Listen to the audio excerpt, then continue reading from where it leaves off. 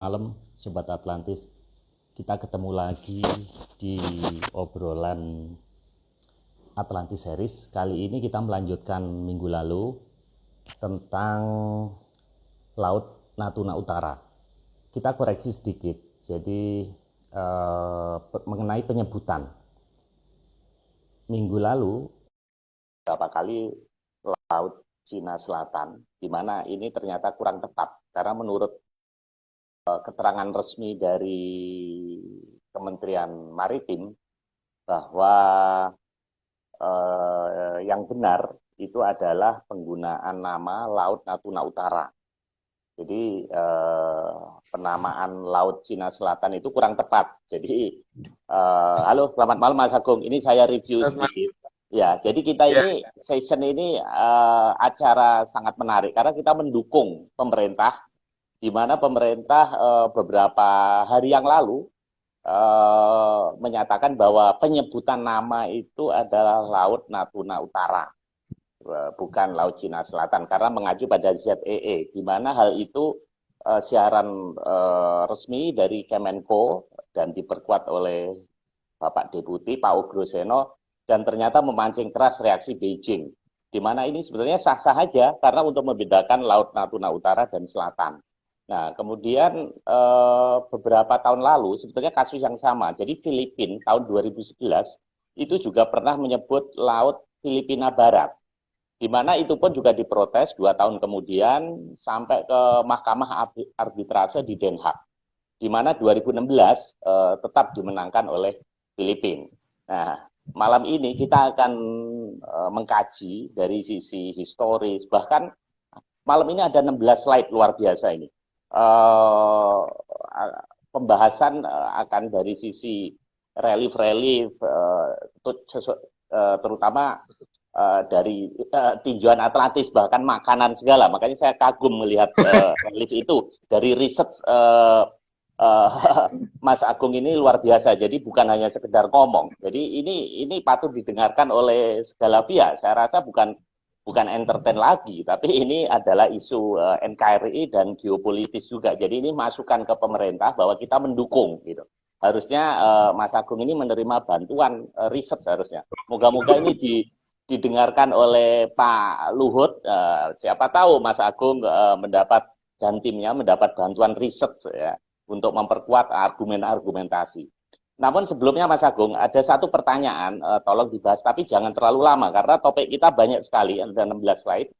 Kemarin yang flyer minggu lalu itu ada kayak gambar wayang. Nah, ini tolong dijelaskan, karena ada beberapa yang tanya, masuk ke DM kita, artinya apa? Nah, mohon dijelaskan sebentar, baru masuk ke topik berikutnya. Oke Mas, ya. Silakan. Gambar wayang itu, di situ saya gambarkan adalah gambar Bathara Wisnu. Di sini saya pakai acuannya orang Jawa, Pak ya. Jadi bukan sebagai orang Hindu, tapi saya sebagai orang Jawa yang saya penggemar wayang kulit, itu menyatakan bahwa Bathara Wisnu adalah dewa yang memelihara bumi gitu. Di sini tentu saja ketika bumi dalam situasi yang bahaya, di sini kelihatan bahwa ada dua negara besar berhadapan langsung di depan negara kita, dan dua-duanya punya senjata pemusnah massal, seharusnya beliau turun tangan, gitu kan. Sehingga saya gambarkan bahwa ini sudah saatnya seharusnya beliau turun tangan. Tuh. Cuman kapan beliau akan turun tangan itu bukan pemenang saya untuk menyatakan itu ya, karena yang bertindak bukan saya hanya menyatakan bahwa seharusnya sudah saatnya beliau turun tangan, mengingat seperti halnya dalam serat-serat kuno, kita selalu memakai patokannya Sri Adi Jayabaya, dan Sri Adi Jayabaya itu digambarkan sebagai titisannya Bathara Wisnu, gitu kan. Dan hal tersebut sudah digambarkan dalam berbagai ramalannya beliau, gitu Pak. Itu untuk yang pertanyaan Bapak tadi. Maka saya anggap penting wujud dari Bathara Wisnu dalam gambar yang saya tahu, dalam gambar di pewayangan, yaitu dimunculkan posisi karena akan rusaknya alam raya ketika beliau tidak bertindak, gitu. Oke. Kita Dewa Wisnu langsung ini ke meliputi laut juga, Mas. Dewa Wisnu ini kan bumi itu cakupannya. seluruhnya. Dewa Oh, bumi, oke. dewa yang menguasai bumi ya dia seluruhnya. Ya. Jadi tidak hanya masalah daratan saja, tidak hanya masalah satu negara, tapi seluruh yang ada di bumi ini adalah menjadi tanggung jawab beliau. Gitu. Oh, oke, oke, oke. Oke, Mas, saya rasa cukup. Ini di sesi lain saja. Kita fokus pada topik malam ini. Oke, Mas, silakan. Oke.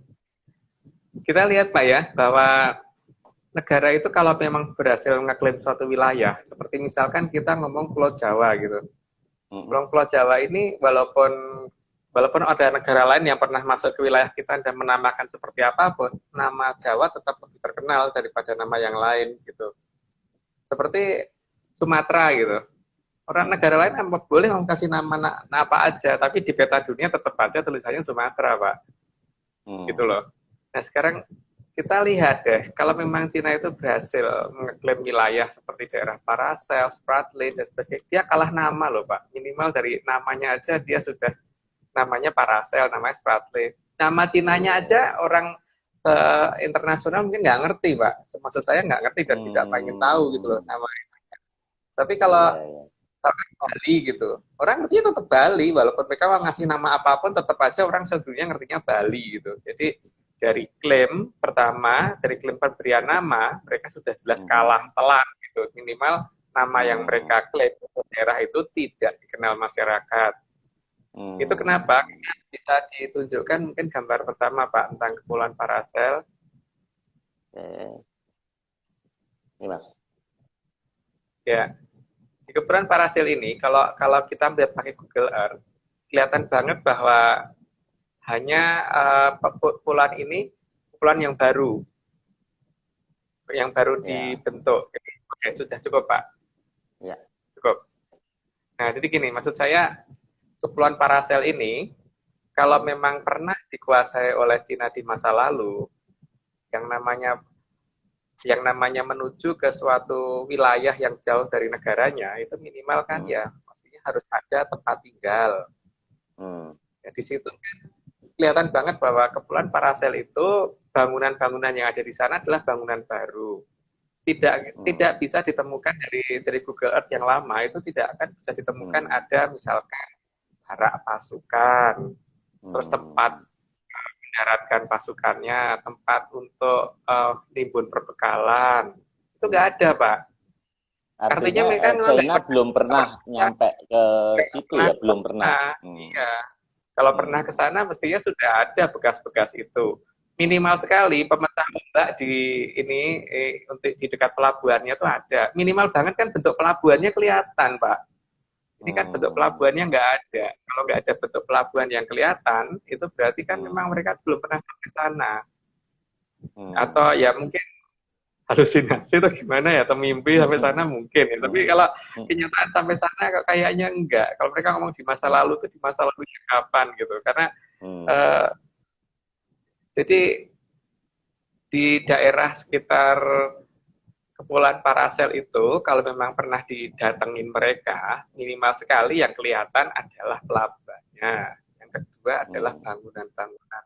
Ya nggak usah besar-besar lah, Pak, tapi minimal itu adalah pondasi-pondasi yang pernah mereka bikin. Entah di sana mungkin nggak bangun rumah, tapi cuma pakai tenda gitu. Tapi kan paling tidak butuh pondasi-pondasinya, karena butuh bangunan-bangunan yang lebih besar, tempat untuk makan dan sebagainya itu kan mereka walaupun bisa makan makanan laut, tapi ya, kebiasaan orang Asia kan selalu harus ada makanan dasarnya itu, yang makan pokoknya itu ya karbohidratnya itu kan. Itu kan butuh tempat Pak, dan kalau dibiarkan di pinggir pantai itu kan ya kena air hujan, kena uap air dan sebagainya, itu jelas akan membuat bahan-bahan tadi membusuk gitu loh. Itu belum kalau kita ngomong keperluan kalau misalkan zaman dulu itu menggunakan pasukan yang belum menggunakan teknologi seperti sekarang, menggunakan kuda dan sebagainya, itu kandangnya mana gitu, dan belum ada kan tempat rumputnya di mana, itu belum. Tapi kalau misalkan mereka cuma orangnya doang aja, yang kita anggap minimal butuh tempat untuk persediaan tempat makannya dia. Terus untuk gambar yang kedua Pak, gambar yang kedua itu kan tentang Kepulauan Spratly. agak mundur sedikit gambarnya ya. Di Kuren Spratly juga demikian, bahwa di situ bangunan-bangunan yang kelihatan adalah bangunan-bangunan baru. Cukup Pak, saya kira. Cukup untuk gambarnya. Cukup. Bangunan-bangunan baru. Dan di sana itu pulaunya lebih kecil-kecil lagi. Jadi di sana adalah daerah-daerah yang banyak karang ya. Banyak karang-karang tumbuh di sana.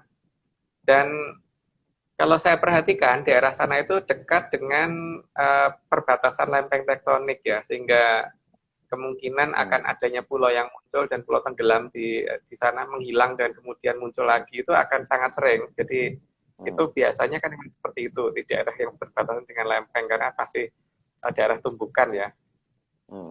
Sehingga kalau misalkan mereka pernah sampai di Kepulauan Spratly, kan sangat rawan sekali. Mereka kapalnya bisa aja kebentur karang dan tenggelam atau pecah di sana karena ombak lumayan besar di Spratly. Karena dari daerah yang di sebelah timurnya itu lautan dalam, terus kemudian ke arah Spratly itu lautannya lebih dangkal, sehingga terjadi yang namanya kalau dalam bahasa fisika itu dispersi ya. Jadi terjadi perubahan gelombang laut dari yang agak tenang menjadi gelombang yang cukup besar.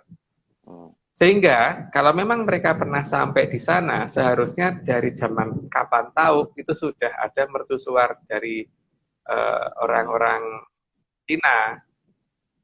Dan kalau ada mercusuarnya di bangun orang Cina, berarti juga ada hurufnya huruf Cina, Pak. Gitu. Jadi kan yang kita perhatikan bahkan mercusuarnya pun belum ada gitu.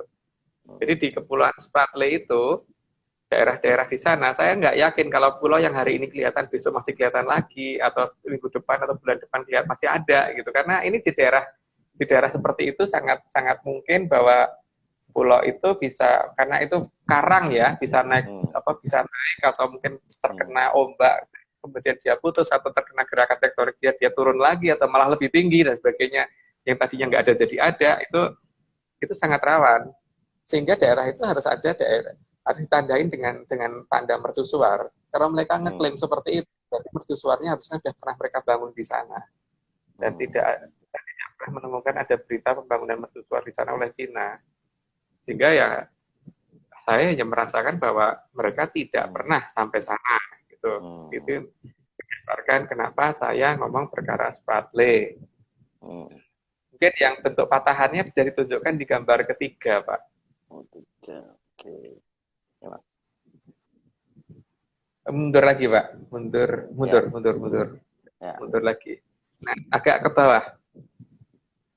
Nah, jangan lupa juga kelihatan, Pak. Ya kelihatan Kalimantan itu. Oke. Agak. Nah, itu kan kelihatan di situ ada patahan ya. Tapi agak ke bawah dikit, Pak. Agak ke bawah biar Kalimantannya turun. Lagi. Nah, itu kan di sebelah timur Taiwan itu kan ada ini ya, kelihatan itu ada daerah yang dangkal terus kemudian menjadi dalam. Nah di sini kan ada perubahan daerah yang dangkal ke dalamnya itu kelihatan banget. Di sini kelihatan seperti ini menunjukkan bahwa memang di daerah sana itu daerah yang terjadi perubahan ombak yang besar dan daerah yang kemungkinan gerakan tektoniknya lumayan, walaupun mungkin tidak gempa tiap hari enggak, tapi mungkin gempa yang tidak terasa, sehingga kadang-kadang ada pulau yang menghilang dan kadang-kadang ada pulau yang muncul, itu sangat mungkin di wilayah sana. Itu berdasarkan data gambar patahan tadi, sehingga bisa muncul yang namanya pulau baru dan sebagainya. Nah ini kemudian pulau baru yang harusnya terbentuk secara alami ya, bukan pulau baru yang dibikin oleh mereka. Kalau dibikin oleh mereka berarti kan itu artinya memang ya mereka ngeklaim karena mereka baru bikin, bukan mereka ngeklaim karena memang sudah mereka bikin dari memang sudah dari lama mereka punya. Gitu. Nah, sekarang coba untuk gambar yang keempat, Pak. Nah, itu kan kelihatan bahwa itu pulaunya pulau baru ya. Kelihatan kan bentuk-bentuknya itu. Kalau pulau lama kan nggak seperti itu gitu. Dan beberapa wilayah di sekitarnya itu juga masih kelihatan bahwa memang tidak terjamah. Dan kan di pulau baru itu juga tidak semuanya pernah terjamah oleh mereka. Kalau mereka sudah menguasai dari lama, ya seharusnya merata wilayah pulau itu sudah terjamah oleh mereka. Karena itu pulau yang tadi itu lumayan besar, sehingga seharusnya ini. Dan dari sisi namanya pun ya juga itu tadi yang saya katakan bahwa kalau mereka menang nama, ya berarti memang mereka pernah ngeklaim dari lama. Jadi seharusnya seperti kita ngomong Madura itu Madura gitu. Jadi bukan kemudian orang lain bisa memberi nama pulau itu, walaupun mereka ngeklaimnya pakai nama apa, tetap aja namanya Madura gitu kan. Tetap aja namanya Jawa, tetap aja namanya Bali gitu. Jadi kalau pulau transit mestinya ada situs-situsnya, Mas ya. Ya, harus ada situs-situs.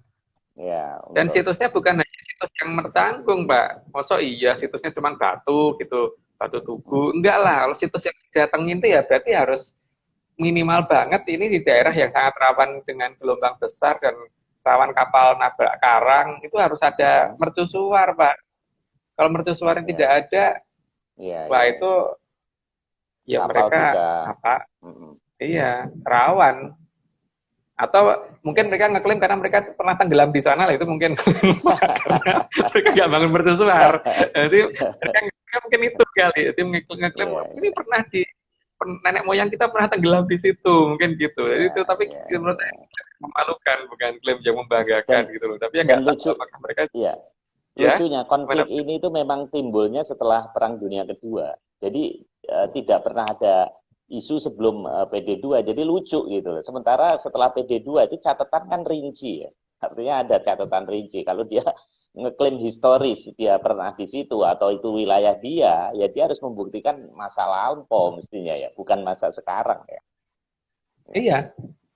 Yang klaim-klaim dia juga nggak ini kok, nggak dasarnya juga nggak jelas. Kalau mereka ngomong seperti itu, minimal dari beberapa data tadi sudah kelihatan bahwa mereka nggak punya klaim harusnya. Ya cuman itu tadi Pak, menangi dewe itu, jadi pokoknya punya gue gitu kan, pokoknya punyaku gitu. Lo kamu harus nurut nih punyaku karena dia punya senjata banyak gitu aja. Dan kalau misalkan mau berhadapan dengan Amerika ya pokoknya dia itu tadi Pak, gejala orang frustasi itu yang saya perhatikan karena ya memang negaranya lagi kacau beliau seperti itu, kacau balau, penyakit, bencana nggak berhenti dan sebagainya, dan ya memang lagi brengsek-brengseknya negara itu. Jadi memang butuh nasionalisme untuk masyarakat, mengalihkan perhatian masyarakatnya supaya nggak kudeta ke pemerintahnya itu.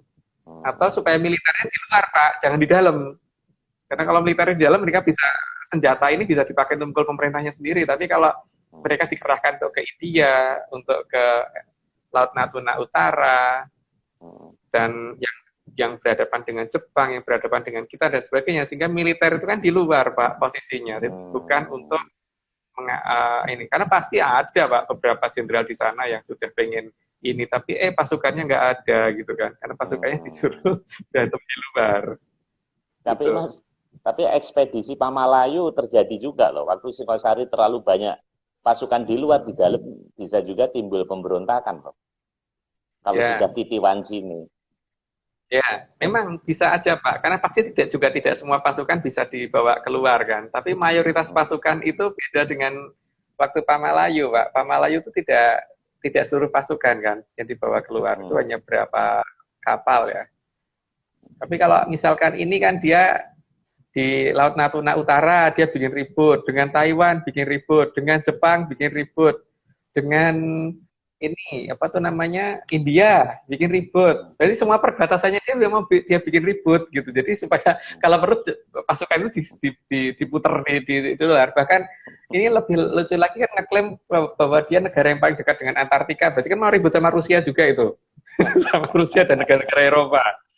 Kan tujuannya jelas Pak, bahwa ya jangan ada, kalau bisa pasukan yang ada di dalam negeri itu adalah pasukan yang bisa mereka kendalikan. Jadi yang kira-kira susah dikendalikan, kalau bisa keluar dari negara untuk bertempur dengan negara lain aja gitu, jadi biar tidak ada kudeta. Kalau slide berikutnya ini Mas. Ya. Nah itu kan kelihatan bahwa pulaunya masih asli ya Pak. Ya, kalau mereka pernah ke sana, masuk iya sih pulaunya masih seperti itu. Kan nggak ada ini loh apa namanya bekas apa gitu, pemecah ombak kayak atau bekas pelabuhannya gitu, Ya. atau bekas bangunan-bangunan apa gitu. Ya yang dinamakan bangunan ya jangan cuma tugu gitu. Kalau cuma tugu tuh bukan ini ya seperti orang cuman lewat apa terdampar gitu terus ngasih tanda terus ngaklaim gitu pernah menguasai pulau itu ya enggak lah. Kan kadang-kadang Hmm. ada itu orang berlayar terus kemudian kena ombak besar terus kesasar terus kemudian di situ bikin tanda terus kemudian ketika kondisinya bisa pulang dia pulang terus apakah dia menguasai pulau itu yang menguasai pulau bukan menguasai pulau itu kan dia cuman pernah kesasar di situ ya itu bahasa yang tepat malahan Pak mungkin mereka pernah Hmm. kesasar di sana atau pernah tenggelam dekat situ gitu jadi dia pernah gitu terus juga bisa pulang karena membuat rakit atau apa dari Ya, bahan pohon-pohon yang sempat tumbuh di sana gitu. Jadi ya, ya. nggak wajar kalau Dan dikatakan bahwa mereka pernah dan menguasai dan pulau-pulau itu. ini Mas Agung kan kalau dia letak di peta itu kan masuk ke dalam cerukan negara kita. Jadi begini dia masuk gini Laut Natuna Utara. Nah, kalau dia sudah nyampe di sini, padahal di sininya ada Pulau Sumatera, di sininya ada Kalimantan, kenapa dia nggak sekalian? Aneh nggak? Kalau dia sudah masuk ke dalam perairan kita, kalau toh zaman dulu dia sudah ekspedisi sampai di situ, kenapa nggak sekalian masuk ke pulau besarnya? Aneh nggak? Ya itu, ya itulah. Tapi kan yang paling jelas itu ya tadi itu Pak, mereka ngeklaim suatu wilayah yang berbahaya, banyak gelombang dan sebagainya. Karena waktu itu kan kita belum ada eksplorasi minyak sampai ke bawah laut kan, di zaman yang mereka klaim itu. Sehingga seharusnya kan mereka itu hanya minimal ngeklaim dia yang ada di permukaan. Hmm. Untuk memperkuat klaim permukaan, maka seharusnya minimal mereka bangun mercusuar di permukaan. Karena kapal mereka, Hmm. itu bukti kalau kapal mereka pernah sampai sana. Iya. Karena kalau Itu sering ke enggak situ kan ada. jadi lalu lintas Mas ya. Jadi lalu lintas Iya, rame kan mestinya kan. iya, iya. Bahkan seperti yang kita terangkan di apa yang kita jelaskan di minggu lalu ya, itu kan jelas banget bahwa mereka itu memberikan nama Hai yang artinya laut, itu pun Hmm. hanya ada di daerah-daerah yang merupakan teluk gitu, bukan yang menghadap ke Hmm. laut lepas. Yang laut lepas hanya 2 atau 3 nama gitu, saya lupa kemarin yang menghadap, yang Hmm. menggunakan nama Hai. Ya. Tapi yang jelas mereka itu eh, kemungkinan besar hanya di pinggir pantai. Nah nanti mungkin penjelasan berikutnya akan bisa kelihatan dari gambar-gambar yang lain ya.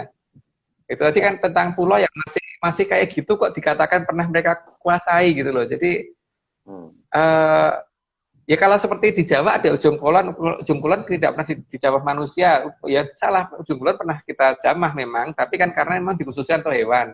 Nah kalau Hmm. mereka emang ada orang hutan ditaruh di pulau tadi kan enggak. Hewan apa yang mereka taruh di sana? Memang mereka lestarikan di sana enggak ada. Kalau kita ada alasannya gitu loh. Kenapa ujung Ya. kulon kita daerahnya masih masih perawan Ya. seperti itu? Kenapa? Karena untuk pelestarian hewan. Dan mereka Atau alasannya mungkin apa? Kok wilayah itu ada masih ada pandanya mungkin Mas di situ di dalamnya itu.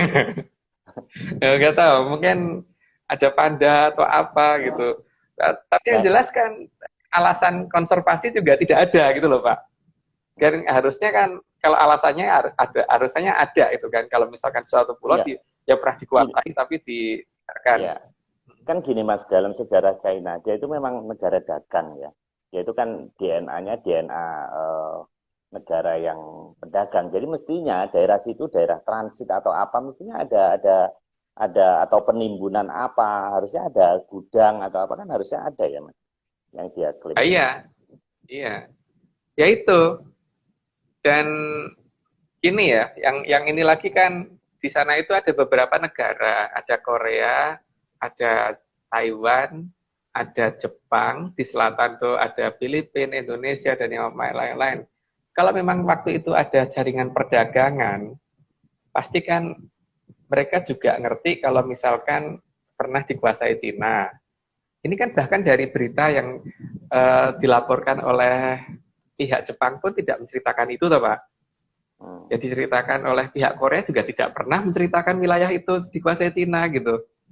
Taiwan pun nggak pernah. Bahkan orang-orang Filipina pun nggak. Orang-orang Thailand juga nggak. Nah, lebih lagi orang Thailand bahasanya aja di sana hurufnya aja huruf Pallawa bukan huruf Cina. Ya, terus di beberapa wilayah-wilayah tadi juga tidak menunjukkan bahwa mereka pernah mengenali orang Cina menguasai wilayah itu.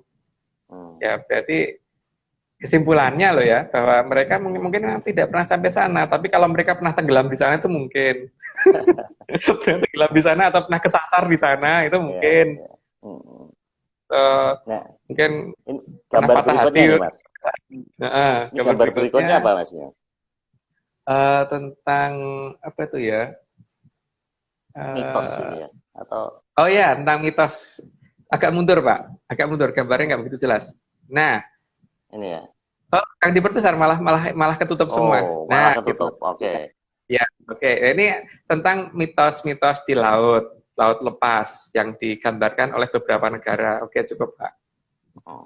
Nah, dalam mitos, cukup Pak gambarnya. Nah, kita bisa melihat negara yang pernah mengarungi lautan lepas, pasti mereka pernah mengalami yang namanya ketemu makhluk-makhluk aneh gitu loh. Nggak peduli zaman apapun, termasuk zaman sekarang. Contohnya segitiga Bermuda, itu pernah lah orang ketemu yang aneh-aneh. Dan tidak cuma segitiga Bermuda, banyak wilayah seperti itu, cuma mungkin tidak terekspos karena kalah kuat dengan cerita di segitiga Bermuda, atau memang beberapa negara tidak ingin berita itu diketahui. Nah, sekarang di Jepang itu mereka mengenal adanya monster-monster laut, ada gambarnya, bahkan ada ceritanya. Di Korea juga demikian. Tapi saya tidak pernah mendapatkan cerita monster laut yang dari Cina, itu nggak ada, Pak. Mereka kalau monster di daratan ya gitu loh, tapi monster di lautan nggak ada ceritanya yang betul-betul sampai makan kapal atau gimana gitu.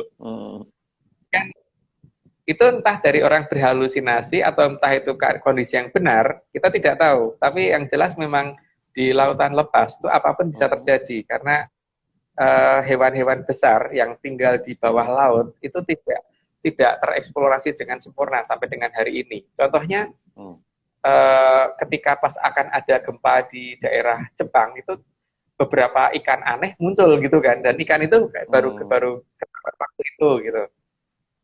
Dan ketika orang mencoba meneliti makin dalam, makin banyak hewan-hewan yang bentuknya aneh-aneh yang ketemu, dan bahkan ada hewan yang besar sekali yang kadang-kadang ini jadi buruan banyak orang yang kemudian jadi banyak menjadi satu cerita dan sebagainya itu. Dan di Cina kayaknya saya kurang mendapatkan cerita seperti itu. Dan kalau kita lihat gabungan cerita-cerita yang ada di Asia, di Jepang, Korea, di Indonesia, dan sebagainya, cerita-cerita itu sangat mirip, Pak. Jadi menurut saya, mereka nggak pernah, kalau misalkan mereka mengarang satu cerita, maka ceritanya tidak akan match dengan negara lain. Artinya apa? Kalau negara lain waktu itu tidak saling berhubungan, kemudian bisa menceritakan hal yang sama, berarti mereka pernah ketemu makhluk yang sama. Cina enggak, Pak. Jadi mereka memang belum pernah sampai ke lautan lepas. Mereka paling cuma melipir pinggir pantai itu mungkin gitu. Oke, terus gambar berikutnya, Pak, ini untuk dagelan sedikit. Wah, ini makanan nih, Mas. Nah, untuk negara yang senang mengarungi samudra, itu kan tentu saja mereka mengenal jenis-jenis makanan laut dari zaman dulu, bukan dari zaman sekarang. Ya. Jadi seafood itu yang terkenal itu kan di Korea, di Jepang, ya. Di negara kita juga. Kita kan kenal ikan tuna, ikan macam-macam ikan di sini kita kenal, dan memang penduduk kita suka makan ikan laut juga gitu. Di Cina itu kan kecenderungan makanan darat, Pak, bukan makanan di perairan. Di perairan laut maksudnya ya, terutama di perairan laut yang laut lepas. Jadi ikan-ikan yang besar dan sebagainya kurang mereka kenal. Sehingga ya kalau memang mereka pelaut, masuk iya sih Pak bawa kambing kemana-mana gitu loh, makanan, bawa sapi kemana-mana gitu. Ya mereka pelaut ya harus makan laut, sehingga ketika mereka pulang mereka pasti akan membawa kebiasaan itu ke daerahnya toh Pak. Tapi daerahnya yang mana? Karena ternyata pinggir pantainya pun kan jarang yang kita temui pelabuhan gitu, dan pelabuhannya hanya di daerah-daerah teluknya saja gitu. Jadi itu menunjukkan bahwa mereka tidak gemar makanan laut, ya berarti mereka bukan pelaut. Jadi mereka tidak kenal wilayah sana. Gitu. Dan Mas Agung, kalau kita kembalikan ke cerita Kopenghu, itu banyak menceritakan puncak Gunung Taishan, Qinglipai, Butongpai. Bahkan tokohnya pun senjatanya pedang kayu harum kan, bukan Xianshu, Xiang Bo Kiam itu. Nah, dia kan menceritakan kelenteng, menceritakan sungai Huanghu, sungai Yangtze. Sangat jarang sekali menceritakan pertempuran laut ya. Kalau dalam cerita-cerita To Leong To juga gitu. Nggak nemu malahan Pak saya. Nggak nemu. Entah saya yang kuper karena kan bacaan atau gimana sih nggak tahu. Tapi saya nggak nemu Pak. Beneran untuk mereka pernah perang laut itu nggak nemu. Beda dengan seperti Romawi gitu kan. Ada kan itu cerita perang lautnya. Portugis, Inggris itu ada. Ya. Tapi itu nggak nemu saya. Kalau mereka pernah ikut adep-adepan di laut sampai perang di lautan lepas itu enggak. Kalau di sungai ya. Kalau di sungai besar gitu ya. Tapi kalau di lautan-lautan lepas itu kayaknya kurang data Pak saya. Apakah saya yang kurang data atau memang benar-benar tidak ada gitu loh. Bahkan sampai cerita rakyatnya pun mereka nggak ada. Bahkan sampai mitos penguasa lautannya pun mereka nggak punya. Yang ini apa namanya?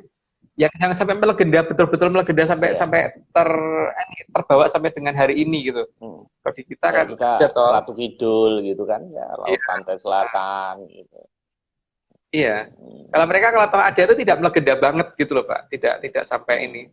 Kita sampai punya kamar 308 kok di Samudra Beach Hotel. Iya kan? Mereka ada kamar berapa ya coba untuk penguasa lautnya mereka. Kalau mereka negara yang katanya pegang tradisional loh Pak. Nyatanya mereka nggak ada untuk dewa laut mereka tuh nggak mereka sediakan. Jadi kan mereka memang nggak kenal gitu kan, atau dewa laut itu cuma denger supaya tuh cerita gitu aja kan, tapi bahwa komunikasi mereka dengan dewa laut nggak ada, atau penguasa laut mereka nggak ada gitu loh. Jadi mereka orientasinya hanya darat sentris gitu, jadi bukan kelautan, bukan maritim mereka, bukan negara maritim. Oke. Gitu. Berikutnya, berikutnya ini Mas ya. Agak mundur Pak. Jangan diperbesar, diperkecil aja Pak, diperkecil, mundur dikit. Oke. Nah itu kelihatan ada pelaut kita. Ini relief dari Borobudur ya. Ini kan berhadapan dengan suatu monster laut. Nah itu monster lautnya kelihatan itu di bawah. Itu menunjukkan nenek moyang kita memang benar-benar pelaut, dan gelombang ombaknya dilihat ya, bahwa ombaknya digambarkan ombaknya cukup lumayan besar. Di sini menunjukkan bahwa laut, nenek moyang kita. Ini kan kayak moncong gitu Mas ya. Kayak moncong. Kayak memakan kapal gitu kan. Dan ini kan berarti nenek moyang kita mengenal. Nenek moyang kita memang benar-benar. Di Cina tidak ada cerita seperti ini, tapi di Jepang ada kan, di Korea ada. Nah ini di kita ada seperti itu, dan ini cukup match dengan cerita yang dibawakan oleh orang Portugis yang mungkin digambar berikutnya. Oh ini ya. Oke. Saya lupa itu cerita tahun berapa, tapi itu ada gambaran seperti itu gitu. Ini agak mundur Pak. Ya. Agak mundur sedikit. Nah, coba kalau kita lihat dari moncongnya dengan yang digambarkan di Borobudur itu mirip loh Pak. Bentuk kapalnya juga mirip. Mirip tadi ya. Iya. Ini ya. Iya. Iya. Dan yang digambarkan dengan yang tadi monster yang di Jepang tadi, yang gambar yang sebelumnya tadi, yang sebelum makanan tadi. Ini ya. Nah itu mirip bentuk-bentuknya itu, iya. Artinya dari beberapa negara, kalau halusinasi tidak akan ada kemiripan. Tapi ini benar-benar ada, ya paling tidak kemiripan. Itu menunjukkan bahwa memang ini negara-negara pelaut. Tapi Cina saya tidak menemukan gambaran dari orang-orang Cina, sehingga ya gimana saya bisa ngomong bahwa mereka pernah sampai Paracel, mereka pernah sampai Spratly, mereka pernah sampai menguasai sampai seperti itu. Tapi kalau mereka tenggelam, karena saya percaya Pak, kalau mereka ini, karena dasar yang paling utama adalah dari 10 jenis kayu yang dipakai bagus untuk membuat kapal, kita tidak menemukan bahan itu ada di Cina. mungkin memang ada bangunan yang bagus untuk membuat kelenteng dan sebagainya, untuk bikin istananya sana itu yang kayu. Tapi untuk di laut itu kan ada perhitungan lain, Mbak, karena di laut itu masalahnya harus tahan ombak, tahan nggak lapuk, terus kemudian tahan air garam dan sebagainya gitu kan. Juga rawan dikrikiti ikan dan sebagainya itu. Lah, kayu di Cina saya tidak nemu. Kalau di Indonesia masih ada kayu jati yang bisa digunakan untuk itu. Dan tahan gelombang yang cukup besar. Gelombang yang cukup besar itu kan terjadi ketika dispersi tadi. Gimana, Pak? Tapi Mas, kalau kita ke Beijing, itu kan ada Forbidden City. Nah, Forbidden City itu kan ada istana raja yang ada 1.000 kamar, di mana selir-selirnya itu satu kamar itu. Dan itu bangunannya dari kayu, warna merah-merah gitu, kamar-kamar. Nah, waktu saya tanya ke guide-nya gitu, ini kok kenapa dari kayu? Nah, klaim dia ini guide-nya dari Mongolia ini waktu itu, cewek dari Mongolia. Dia bilang peradaban kami lebih maju. Jadi kalau kalian batu, kami sudah kayu. Jadi batu lebih tua, nah kayu lebih muda. Tapi artinya pada masa lalu, menurut dia ini, mereka sudah bisa membuat istana dari kayu. Sementara kalian kan masih batu. Nah itu gimana itu? Itu benar nggak? Oh, gini. Justru kayaknya kebalik, Pak ya. Coba ya, Bapak melihat orang pedesaan. Orang pedesaan itu yang orang-orang yang nggak punya, itu biasanya rumah itu dari bambu yang dianyam, itu namanya gedek itu loh, Pak. Lebih bagus sedikit ketika dindingnya diganti dengan kayu yang ditempel-tempel itu. Ketika lebih bagus lagi, maka dindingnya dari batu bata. Lebih bagus lagi ketika pakai batu kali kan, itu batu batanya.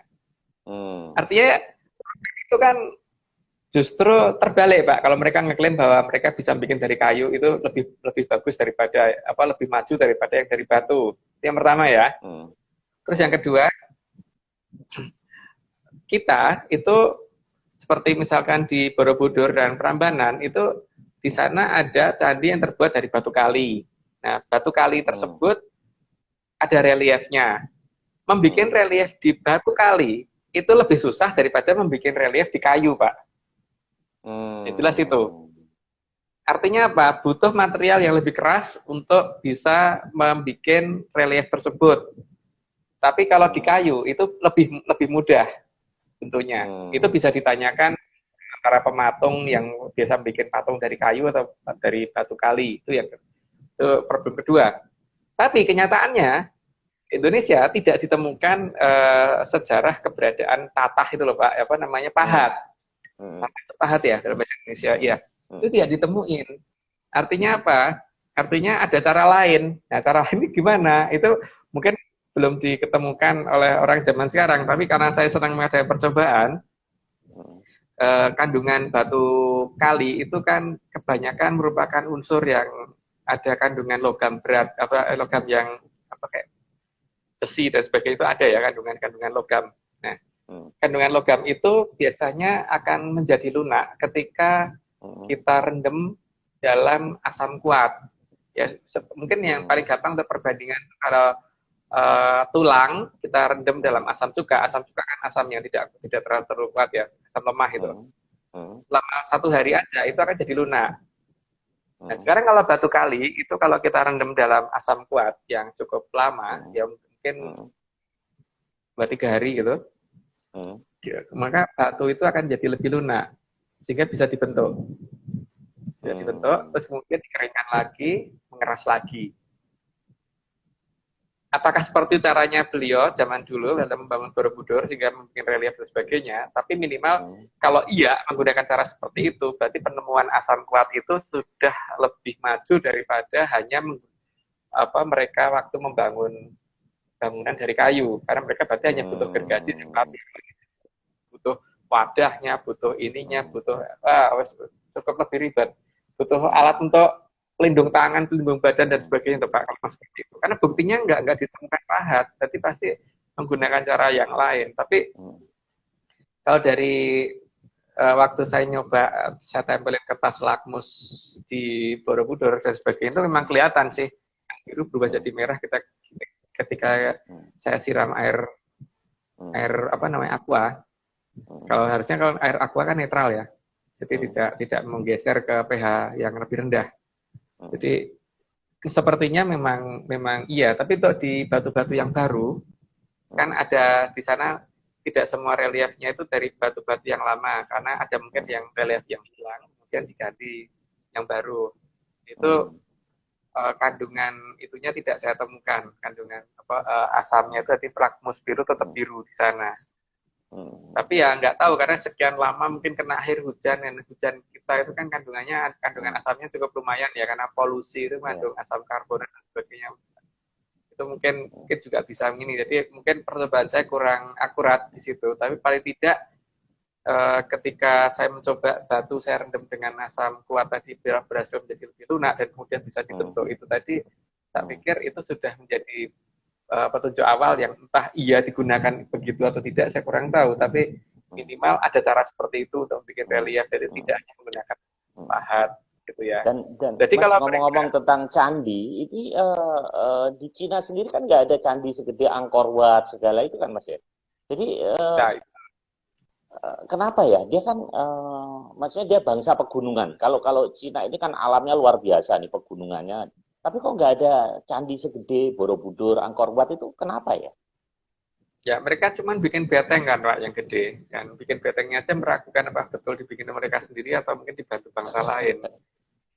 Ya sekarang saya meragukan dengan semua cerita Cina karena kan mereka selalu bohong Pak.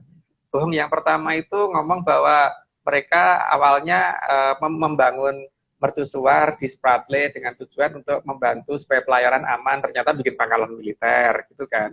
Dengan India juga begitu, tapi ternyata nyaplok wilayah gitu kan. Ini jelas-jelas mereka memang spesifikasinya di situ Pak, halusinasi ya, dan di situ yang ini. Jadi kalau misalkan kita di sini disuruh mengakui bahwa Cina pernah bikin beteng segitu panjangnya, harus diadakan penelitian ulang betul nggak sih itu dibikin oleh Cina gitu. Jadi itu beteng sebenarnya itu apa dan betul nggak dibikin ini sepanjang itu gitu. Dan itunya kan juga itu dari batu bata atau batu kali ya, saya itu kurang ini, belum pernah naik betengnya, jadi batu kali Mas, bukan bata, batu alam. Batu kali, ya. Batu kali. Ada reliefnya nggak Pak di sana? Relief saya nggak menjumpain, tapi memang kalau kita kelihatannya kan kecil nih kita di tembok Cina, tapi kalau kita sudah naik, waktu itu saya kan pakai itu apa namanya, karena berat naiknya pakai apa tuh, kereta gantung. Nah itu kita di tengah itu seperti kayak jalan tol Mas, luasnya tuh luar biasa, jadi mobil simpangan ngebut juga bisa. Jadi memang raksasa itu, memang besar dari batu. Ya. Nah itu terus mereka ngomong bahwa itu primitif gitu Pak. Katanya ya kalau maju kenapa bikinnya mereka pakai batu bukan pakai itu ya. Iya, jadi mereka kenapa dia nggak pakai kayu ya? Sendiri, kan?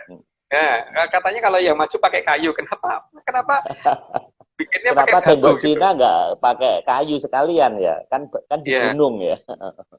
Karena mereka ngomongnya kan kalau bikinnya pakai kayu lebih maju gitu. Kenapa bikin pakai batu, pakai kayu? Kalau misalkan untuk pertahanan mungkin batu lebih baik gitu. Tapi kan rawan juga kalau istana kok kayak gitu. Iya. Ini Mas berikutnya Mas ini. Iya, agak dimundurin Pak. Mundurin lagi. Nah, itu kelihatan bahwa kapal yang ada di Borobudur itu ada di daerah yang jauh dari daratan. Dan gelombang tuh kelihatan lumayan gitu. Jadi kalau nenek moyang kita menggambarkan gelombangnya ya. Itu jauh dari daratan. Tidak ada gambar gunung di situ, nggak ada Pak. Nggak ada. Ya pokoknya itu jauh dari daratan yang jelas, dan kapalnya dalam posisi kedorong ombak gitu kan. Jadi ini menunjukkan bahwa nenek moyang kita pernah sampai ke lautan lepas, tidak seperti mereka. Kalau mereka tidak tampak pulau di belakangnya, tidak tampak gunung di belakangnya. Jadi ini menggambarkan benar-benar di samudera ya Mas ya? Iya, samudera lepas. Kalau di dekat daratan ya kelihatan gunungnya. Ini relief di Borobudur Mas ya? Relief di Borobudur. Borobudur. Kita ngambil. Iya, Hmm. itu baru berdua. Oke, oke, oke. Hmm. Oke, itu Nah, ini penjelasan dari berikutnya. gambarnya.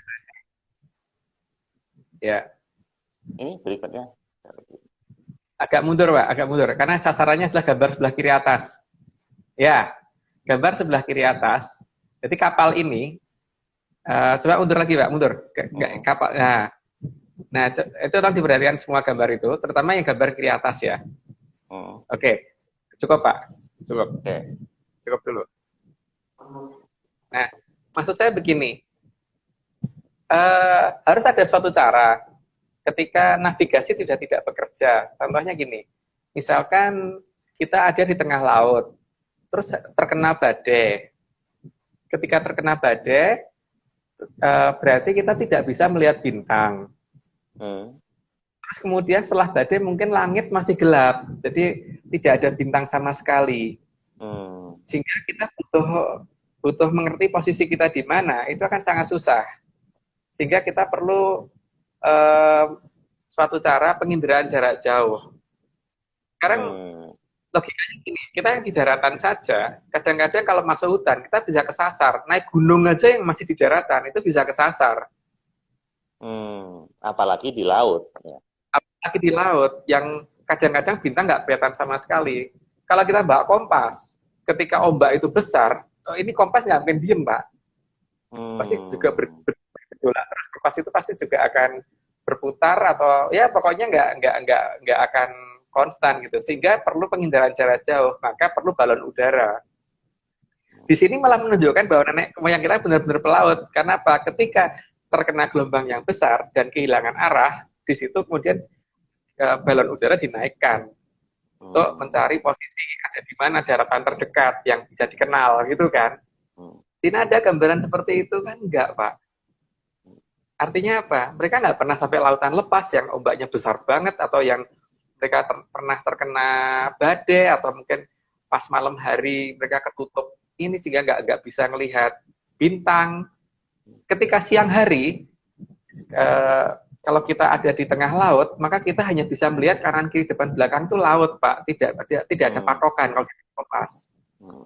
Tapi kalau misalkan malam hari, mungkin masih ada bintang yang kita jadikan patokan.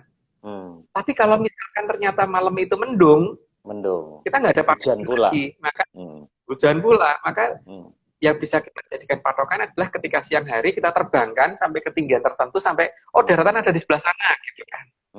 Kalau balon gampang, Pak, yang penting ada bahannya, terus kemudian pakai api aja kan cukup kan pemanasan. Nah, itu bentuk seperti itu di gambar berikutnya kan itu yang diperbesar. Ya, berikutnya. Ya.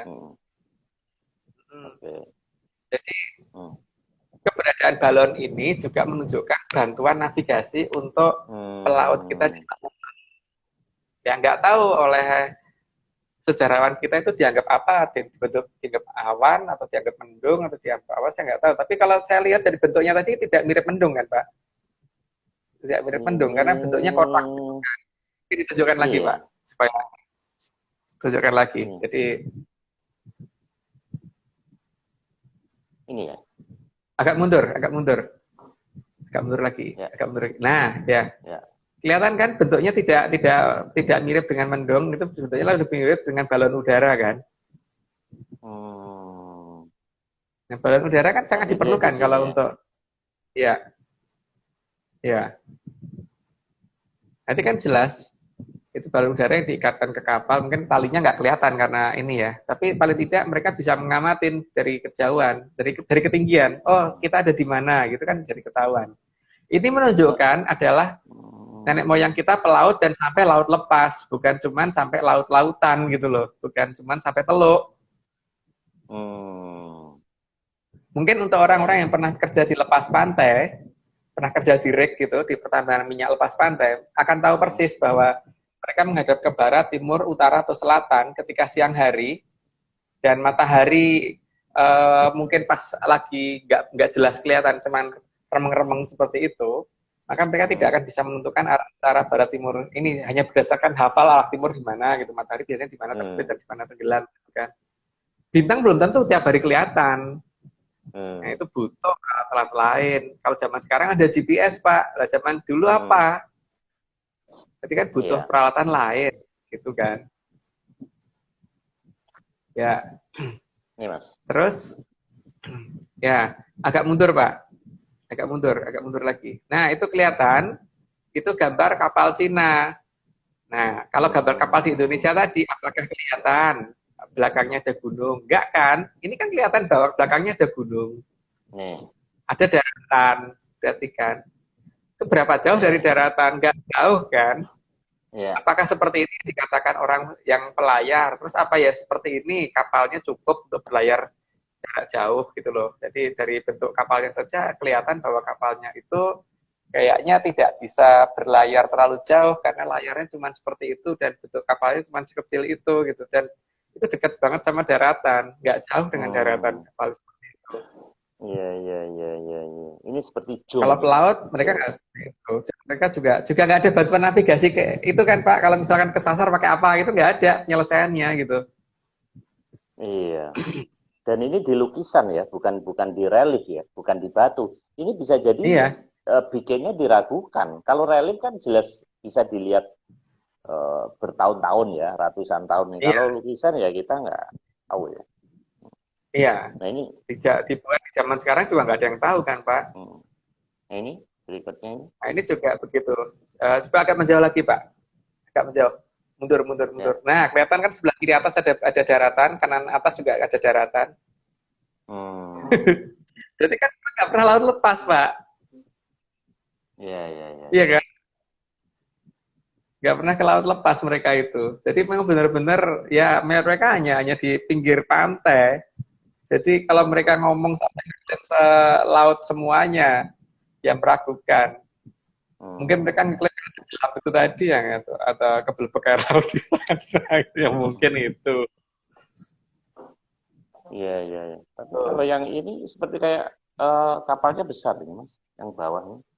Ya, itu kapal besar itu lihat belakangnya Pak. Itu ada bukit kan? Ya, ini. Ada Ya. bukit di belakangnya.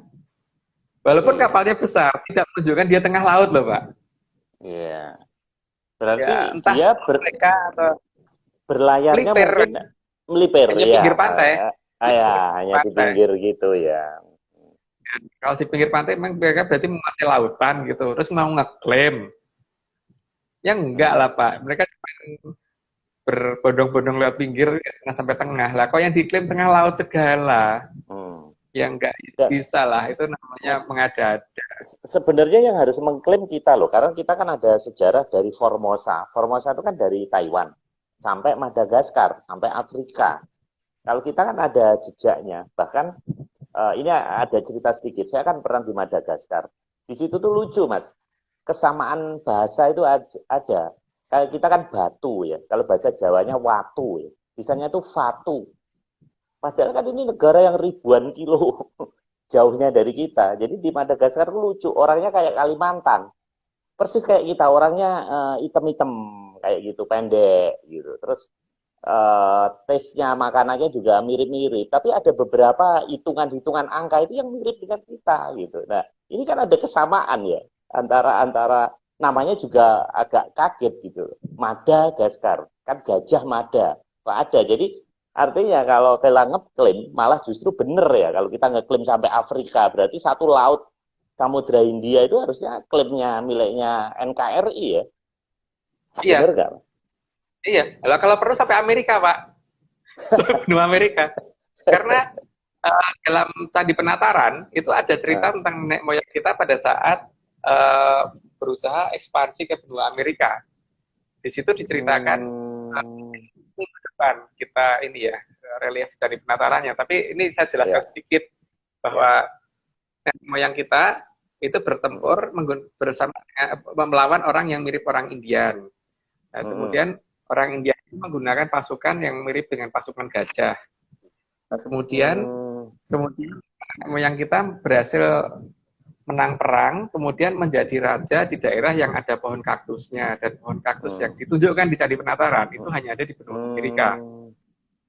Masalahnya, katanya di benua Amerika nggak ada gajah, tapi ternyata di daerah Copan Honduras sana ada patung gajah, Pak. Dan patung gajahnya persis dengan yang ada di Candi Penataran.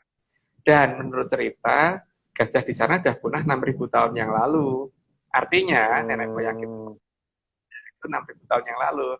Jadi seharusnya menguasai Laut Natuna Utara sampai ke benua Amerika itu adalah negara kita, gitu. Bukan Cina.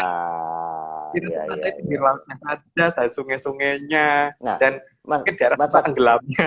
ya, Mas Agung, tadi kan nyebut nenek moyang ya, ancestor. Ini nenek moyang ini pengertian nenek moyang dekat atau Atlantis atau mbahnya nenek moyang? Kalau 6.000 tahun yang lalu itu kayaknya belum sampai di Atlantis, Pak, masih kurang Belum ini, ya? jadi masih di bawahnya Atlantis lagi. Karena Atlantis kan dari Hmm, Dworo, kalau Dworo ke bawah. 6.000 tahun itu hmm, belum kalau hmm, Dworo. Kira-kira ya, hmm, kayak saya lupa deh urutannya, tapi hmm. mungkin minggu depan kita Ini coba ulas untuk kayaknya urutan waktunya. periodisasi ini tadi sore itu ada juga yang WA saya nanya Atlantis itu di periode mana nih? Ini kayaknya banyak pertanyaan, tapi itu nantilah. Itu harusnya sesi tersendiri dan beberapa sesi untuk membahas periodisasi kita ini NKRI, nenek moyang dan Atlantis dan Lemuria itu mungkin nanti sesi tertentu lagi aja Mas. Ini waktu tinggal 5 menit. Ini ada gambar, masih ada satu lagi Mas gambar ini. Kayak gambar Nogo ini. Kita coba dijauhin dikit. Nah, kelihatan di sini gambar naga ini menunjukkan hidungnya tuh besar banget, Pak. Jadi menurut saya ini lebih cocok dikatakan hewan darat kan. Kalau hewan laut kan, Pak. Terus dari sisi mata juga tidak ada Ya, ya, ya. selaput dan mulut yang seperti itu. Jadi hewan yang mereka katakan monster itu bukan monster laut. Jadi itu monster darat gitu. Jadi bukan sesuatu yang ada di lautan. Jadi gambaran mereka monster laut itu tidak ada. Jadi mereka nggak pernah sampai lautan. Tapi kan atau sungai Mas, penggambaran atau sungai. Karena kapal-kapal dia itu kan depannya kan moncongnya kan kayak naga gitu kan, yang perdagangan di sungai-sungai itu, di danau gitu. meragukan juga sih kalau berhubungan dengan air. Kalau itu kayaknya sih tetap sesuatu yang di darat, Pak. Cuman mungkin dipakai untuk nakut-nakutinnya atau untuk lambang kebanggaan mereka, maka di semua kapal dikasih dan sebagainya. Seperti ya nenek salah satunya di kita itu kan dulu ada gambar Garuda Yaksa yang dipasang di ujung kapal. Kan Garuda Yaksa itu nggak mungkin di laut, tapi hanya Iya. untuk kebanggaan. Karena memang kalau beda ya Mas ya, apa namanya, ular di darat dan di laut itu ya. Kalau di laut kan nggak punya kaki ya. Kalau yang di darat ini kan ada kakinya ya. Ada kayak itu cakarnya gitu ya. Ular saya belum pernah lihat yang punya kaki ya Pak. Tapi paling tidak gini, kalau ular yang di darat dan di laut itu posisi hidungnya apa yang bisa diperhatiin, yang jelas nggak gini di situ salah satunya itu. Dan iya, ya nggak slim gitu ya. Karena kalau orang ini kan harusnya posisi moncongnya itu harus lancip ya. iya. Terus bentuk rambutnya dan sebagainya itu kan rambut yang berkibar-kibar itu bukan tipe laut ya seperti itu. Jadi ya memang lebih banyak ke darat Pak, gitu. Ya ini tadi kan kita tujuannya hanya untuk membantah klaimnya Cina dulu kan tadi. Tapi kan sebenarnya nanti akan berhubungan dengan Atlantis ya seperti yang saya ceritakan kemarin ya. Dianggap aja ini warning kedua, warning kedua bahwa ya mereka boleh ngeklaim, boleh bikin ribut. Tapi ya suatu ketika mereka menggunakan senjata pemusnah massal, maka pasti mereka peradaban besar tidak mau terganggu eksistensinya, tidak mau terganggu keamanannya, tidak mau terkena radiasinya, maka mereka pasti harusnya bertindak. Cuman kapan mereka akan bertindak itu bukan saya yang memerintah, jadi saya hanya bisa berpikir bahwa di sini malah jadi bukti nanti. Kalau mereka tarung beneran, gebuk-gebukan bener, ya berarti malah Atlantis pasti akan muncul turun tangan. Ya. Itu yang kita harap. Ini sudah tinggal 30 detik lagi, jadi kita close saja. Ini menarik ini, tidak berasa.